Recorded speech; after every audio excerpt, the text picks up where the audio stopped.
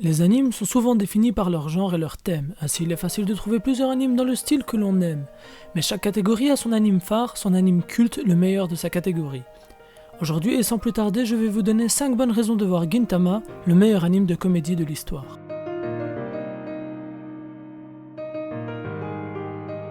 Pour les habitués de mes vidéos 5 bonnes raisons il est très connu que j'accorde énormément d'importance à la bande son d'un anime, car avec l'animation il s'agit des 2 points les plus importants pour véhiculer les émotions, pour rendre une scène plus marrante, plus intrigante, etc. Gintama réussit parfaitement à ce niveau-là, avec un panel d'OST énorme et des openings et endings magnifiques. Gintama est l'un des rares animes à rallonge où j'aime tous les openings et endings sans exception, même si j'ai mes préférés bien évidemment. D'ailleurs pour moi Gintama détient le plus bel opening tout anime confondu, il s'agit de Sakura Mitsuki, le 13 interprété par Spire, l'un de mes groupes favoris. D'ailleurs j'ai fait une vidéo de présentation du groupe sur la chaîne, je vous laisserai un lien en fin de vidéo. Pour en revenir à Gintama, l'anime détient des OST et des thèmes qui collent parfaitement aux personnages, aux lieux et aux instants.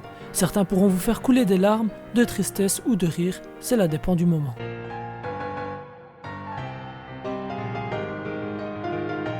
Même si Gintama se veut être un anime épisodique avec des personnages tout aussi déjantés l'un que l'autre, chacun détient un passé, une raison de leur présence en ces lieux, et l'anime détient aussi par moments des arcs de plusieurs épisodes plus sérieux, avec une intrigue, des combats à couper le souffle et des philosophies fort intéressantes et poignantes. Comprendre le passé de ces personnages et comprendre leur idéologie, leur façon d'être renforce l'affection que l'on a envers eux. Mais même durant ces arcs, l'anime garde sa touche d'humour propre à lui et nous fait voyager des rires aux pleurs en quelques instants. De plus, Gintoki aime transmettre ses valeurs fortes et très humaines autour de lui. Et la façon dont il s'y prend est juste magnifique, en totale opposition avec son caractère habituel, mais cela permet de mettre en avant de façon intéressante des thèmes plus lourds tels que la liberté, la différence de race, le sacrifice, l'importance de s'entourer et de ne pas rester seul, etc. Et l'anime réussit toujours à créer l'ambiance parfaite pour rendre ces scènes plus que parfaites.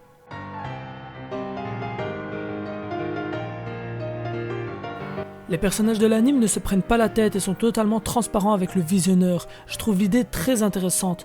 Tout le staff de l'anime se permet de parler directement au visionneur à travers les personnages, que ce soit pour des séances de questions-réponses ou que ce soit directement dans l'anime. Ils mettront même en avant la raison de pourquoi il y a des pertes de temps, des techniques pour gagner des minutes dans l'épisode sans devoir les animer, etc. Tout ça en nous le faisant comprendre directement. Ils ne jouent pas avec nous et évoquent même des thèmes plus importants, tels que les problèmes liés aux parodies, des problèmes d'argent, de financement pour l'animation, les problèmes de l'apparition hebdomadaire de l'anime rattrapant le manga, etc. Mais bien sûr, tout cela est tourné en dérision. On reste dans un anime de comédie bien évidemment. L'anime mettra même en place certains personnages créés pour représenter ses membres du staff ou encore l'auteur du manga Hideaki Sorachi lui-même. J'adore particulièrement cette ambiance car cela crée un lien fort entre nous et nous permet de comprendre l'envers du décor, de s'intéresser au fonctionnement de ce monde et d'avoir ce sentiment d'être leurs amis du début à la fin.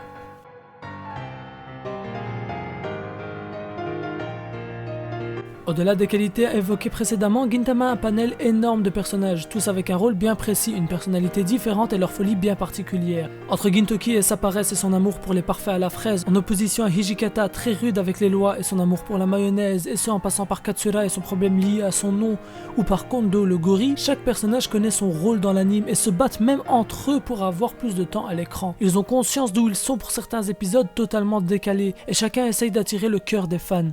Mais chacun a son passé, ses difficultés, ses forces et ses faiblesses. Et quand il en vient au moment important, ils font place à l'entraide et la solidarité car ils se comprennent à travers leurs différences et leur passé tragique qui crée une compréhension mutuelle et des liens d'amitié plus forts que tout. Tous ces personnages ne sont pas forcément des gentils. Bien évidemment, il y a des ennemis, des neutres, etc. Mais chacun a une relation spéciale et particulière avec Gintoki, ce qui crée un attachement particulier pour chacun d'entre eux. De plus, avoir autant de personnages qui paraissent régulièrement n'est certes pas facile à mettre en place, mais nous permet de ne pas nous lasser d'eux ou de leur humour, car les personnages se succèdent dans les épisodes pour nous rafraîchir et pour nous divertir.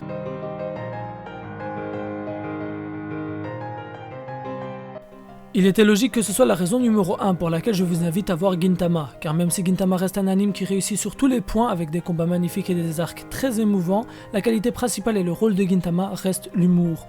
Le but est de nous faire rire, de nous amuser, de nous faire passer un bon moment. Et waouh, qu'est-ce qu'ils réussissent bien leur boulot. L'humour de Gintama, pouvant paraître en général très gamin et très pipi caca, ne peut pas être contenu dans une seule catégorie de comédie. Gintama fait de tout, de l'humour pipi caca à la parodie d'anime ou de films, voire même d'émissions japonaises. Le plus souvent utilisé reste quand même le Tsukkomi, type d'humour très typique chez les japonais mettant en place en général un duo, mais dans Gintama c'est un trio, où nous avons donc ici 2 personnages qui racontent des bêtises ultimes et le troisième, Shinpachi en l'occurrence, doit les corriger de manière violente mettant en avant l'idiotie des dires des autres. Mais comme répété plus tôt, l'anime ne se contente pas à un seul type d'humour. Certains épisodes partent dans des délires de malades, d'autres restent plus terre à terre. Mais le rire et le fou rire est garanti. Les mises en scène avec les grimaces des personnages sont à mourir de rire. Les différentes relations entre ces personnages aussi. Chacun aura sa propre marque de fabrique qui vous fera rire. Quand je mate Gintama, je dois souvent mettre pause car je n'arrive plus à suivre tellement je rigole. Et cette qualité fait de cette œuvre une œuvre magnifique. Car vous n'êtes pas forcément obligé de mater tous les épisodes d'un coup.